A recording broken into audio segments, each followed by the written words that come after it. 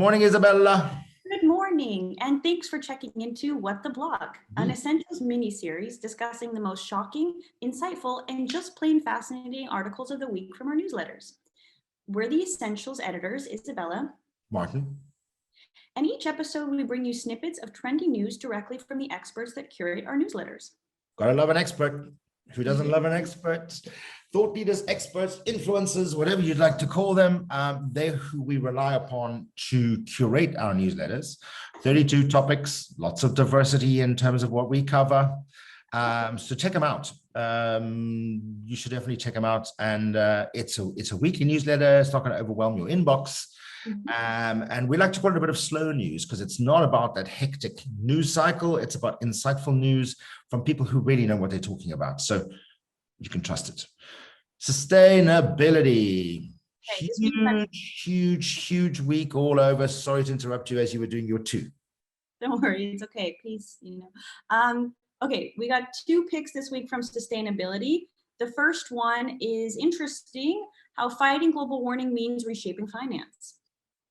Well, I absolutely cannot agree more. I think there's been the rise of ESG investment, and the EU has passed a set of laws that are very rigorous in terms of actually checking whether the ESG measurement is done correctly, because what it seeks to do is to stop the greenwashing from an investment perspective. You cannot have an ESG fund if there are any fossil fuels in there. You cannot have an ESG fund if you have Bitcoin or crypto farming because of the impact and the usage of electricity. So you cannot have an ESG fund if you are funding agriculture that is not organic.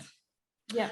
So I'm very happy to see that there are some strict guidelines, at least in the EU. I'm hoping our American audience are going to push for the same. We are starting to see some of the big names really push. I think that's what you want to talk about. There's a couple of big institutions in the US that are saying, here is our funds and here's what we're going to do with them.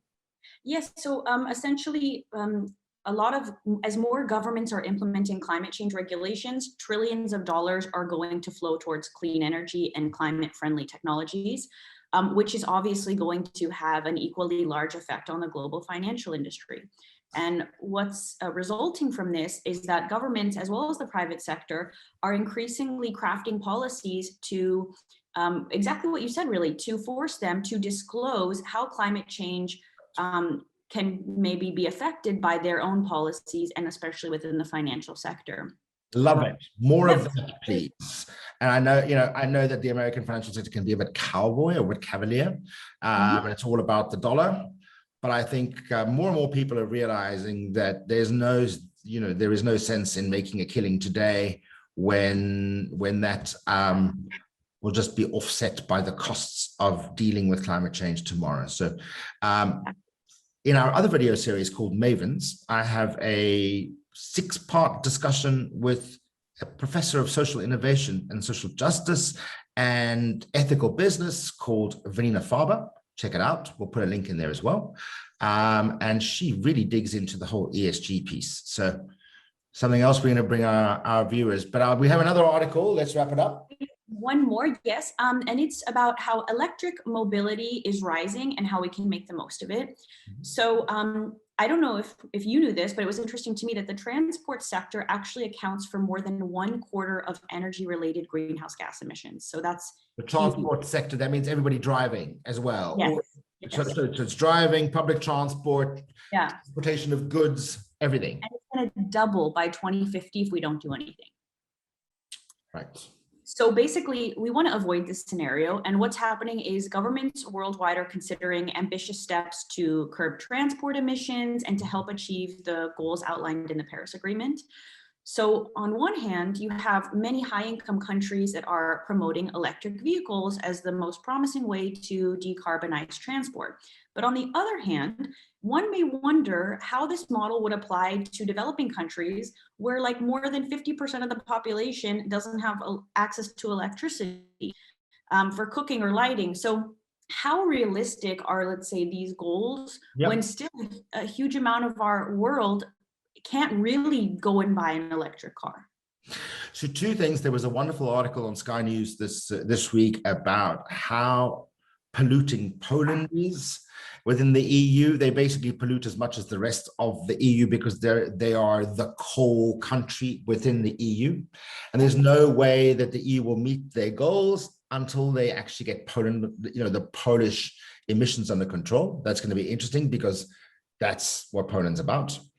And the second thing that I thought was lovely, and I saw particularly when we talk about green cities, was how Anne Hidalgo, the mayor of Paris, the very progressive mayor of Paris, and some people love to hate her, but she's really closed down so many streets and created very wide bicycle paths. And it was interesting to see that yesterday they took one section of a bicycle path and they realized that in an hour there were 9,000 people using that crossing on bicycles. They weren't there before. And so lots of grumbling, yeah, but pedestrians are not safe. And I mean, pedestrians aren't safe in Paris anyway.